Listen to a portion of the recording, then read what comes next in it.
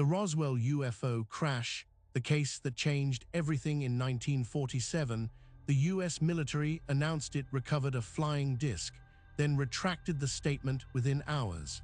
What really happened? Long before the desert heat rises over the plains of southeastern New Mexico, before the morning light touches the scrubland 75 miles north of Roswell, the debris field waits in silence.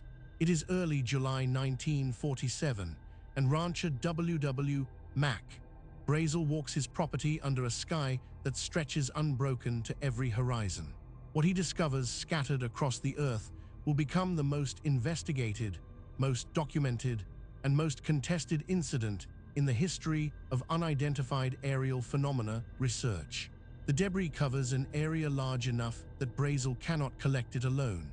Metallic foil lies scattered among the rocks and brush, material that behaves unlike anything he has encountered in decades of ranch work. When crumpled in his hand, it returns immediately to its original shape, smooth and unmarked. Structural pieces resist his attempts to bend or break them. Thread-like fibers glow faintly in the gathering darkness. This is not the wreckage of any aircraft Brazel recognizes, and in the years following World War II, he has seen enough military debris to know the difference. On July 7, 1947, Brazel drives into Roswell and reports his discovery to Chaves County Sheriff George Wilcox. The sheriff listens to the description of the debris and makes a decision that will echo through 75 years of investigation. He contacts Roswell Army Airfield, home to the 509th Composite Group, the only atomic bomber squadron in the world at that moment in history. The call reaches Major Jesse Marcel, the base intelligence officer, a man whose training and experience have prepared him to identify conventional aircraft wreckage, experimental technology, and foreign materials. Marcel drives out to the Brazel Ranch to inspect the site. What Marcel sees in that debris field changes his understanding of what is possible. He gathers samples, fills his vehicle with pieces of the wreckage, and returns to Roswell Army Airfield. The material he brings back is examined by base personnel, including Colonel William Blanchard, the base commander. On the morning of July 8, 1947, Walter Haut, the public information officer at Roswell Army Airfield, releases a statement to the press that will become the most significant official announcement in UFO history. The press release is direct and unambiguous. The Army Air Force has recovered a flying disc from a ranch near Roswell. Wire services carry the story worldwide within hours. Newspapers across the United States and around the globe publish the announcement. For a single day, the United States military officially confirms the recovery of what the world understands to be an extraterrestrial craft. Then, within hours, the story changes completely. At Fort Worth Army Airfield in Texas, Brigadier General Roger Ramey holds a press conference. Photographers document what Ramey identifies as the recovered debris. The material displayed appears to be nothing more than a conventional weather balloon and its radar reflector, made of aluminum foil, balsa wood, and rubber. Ramey announces that the officers at Roswell made an error in identification. The flying disc story is retracted. The case, according to official channels, is closed. But Jesse Marcel, the intelligence officer who collected the debris, who examined it closely, who brought it back to the base, maintains until his passing in 1986 that what he saw in that debris field was not a weather balloon. The material could not be cut, burned, or permanently deformed. It bore no markings consistent with any known manufacturing process. Walter Haut, who issued the original press release, signs a sworn affidavit before his passing in 2005, stating that he personally saw not only debris, but intact craft wreckage and biological entities stored at the base. Colonel Blanchard, the base commander who authorized the flying disc announcement, never publicly recanted, and according to his family, maintained privately until his passing that the weather balloon explanation was false. Mac Brazel, the rancher who made the initial discovery, is held by military personnel for several days following his report. When he returns home, he tells family members he has been warned not to discuss what he found. He refuses all subsequent interview requests. He speaks to neighbors only once about the incident, stating that he is sorry he ever reported it. The pattern of silence, of pressure applied to witnesses, begins with Brazel and extends through decades of testimony from military personnel, civilians, and family members who describe threats, career consequences, and explicit warnings to remain silent. For 30 years, the Roswell incident fades from public attention. The official explanation stands unchallenged in mainstream discourse. Then, in 1978, nuclear physicist Stanton Friedman begins a systematic investigation. Working from fragmentary records and following leads that have grown cold over 3 decades, Friedman locates Jesse Marcel. The interview that follows becomes the foundation of the modern Roswell investigation. Marcel describes the debris in detail, explains the properties of the material, and states clearly that what he recovered was not any kind of weather balloon. Friedman's work opens the door for subsequent investigators. Kevin Randall and Donald Schmidt conduct hundreds of interviews with military personnel and civilians who were present in Roswell in July 1947. Witnesses describe not only the debris field discovered by Brazel, but additional sites, intact craft wreckage, and biological entities recovered by military teams.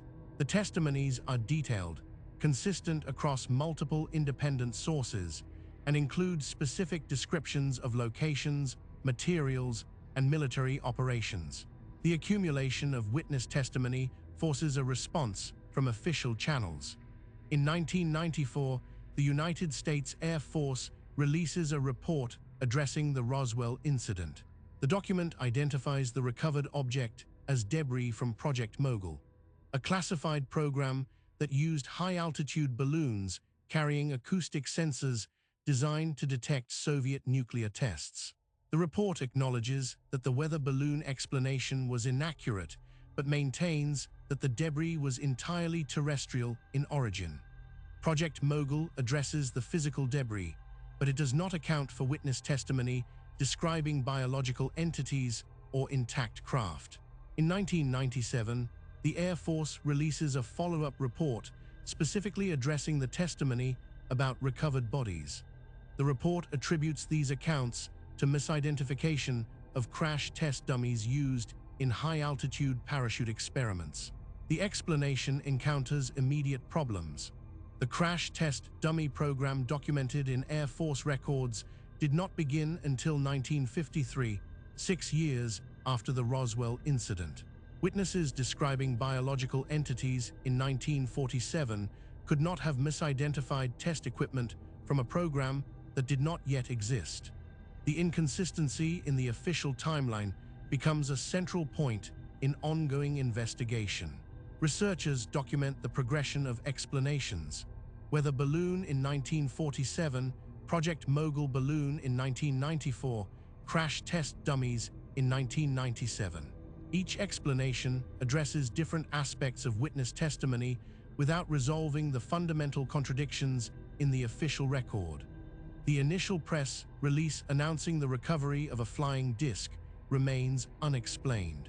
Why would the intelligence officer of the only atomic bomber squadron in the world, under the command of a base commander trained in identification of foreign and experimental technology, mistake a weather balloon for a flying disc?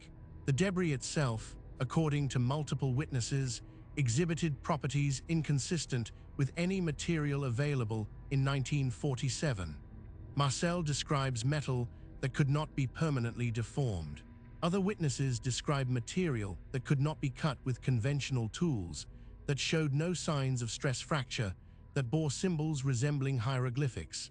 These descriptions come not from untrained civilians, but from military personnel with technical backgrounds, intelligence training, and years of experience identifying aircraft wreckage. The transportation of the debris follows a pattern consistent with high-level security protocols. Material is flown from Roswell to Fort Worth, then, according to multiple witnesses, to Wright-Patterson Air Force Base in Ohio, the center of Air Force foreign technology analysis. The Brazel Ranch is cordoned off and subjected to intensive search operations by military teams. Every piece of debris is removed.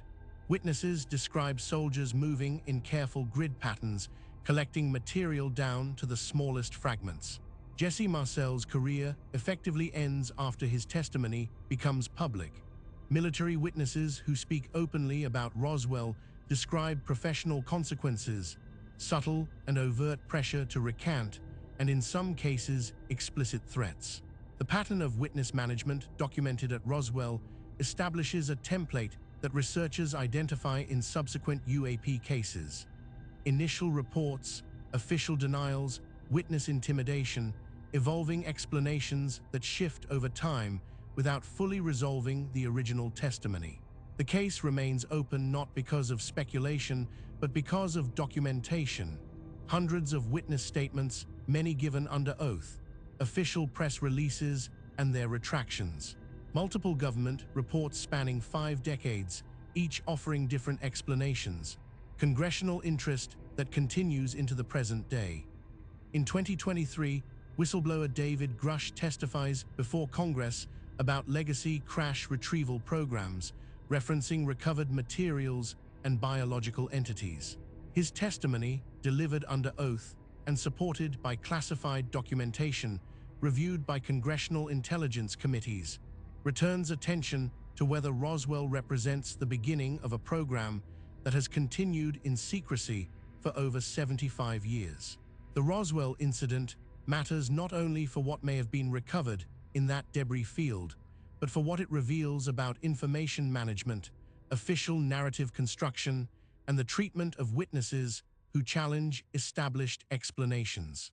The case file remains the most extensively documented incident in UFO history because the documentation itself is contradictory, because official explanations have changed fundamentally over time, and because witness testimony has remained consistent across decades despite professional consequences and personal cost.